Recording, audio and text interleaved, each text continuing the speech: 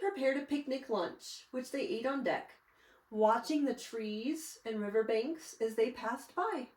"The wind's getting up," said Dusty as he cleared away. "Make sure that everything's secure." At that moment, the boat began to heel to one side, and an apple bounced to the floor.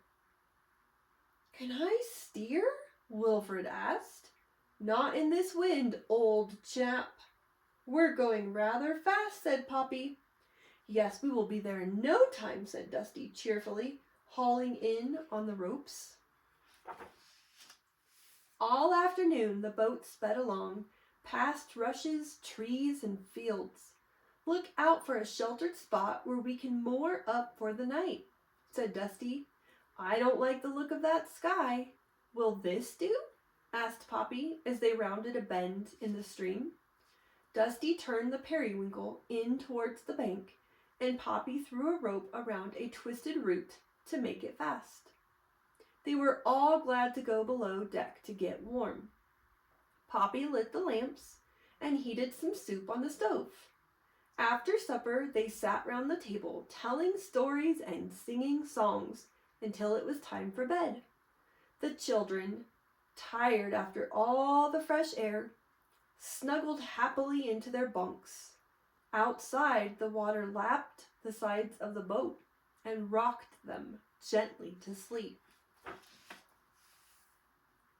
Next morning, Primrose woke to the sound of the wind rushing through the willows on the bank.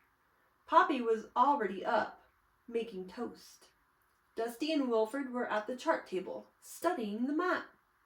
"You'll need to dress warmly today," said Poppy. Soon the sails were up, and they were on their way again.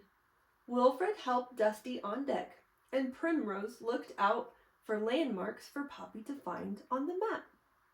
The day went quickly as the boat skimmed along down the river. By tea time, the children had decided to become explorers.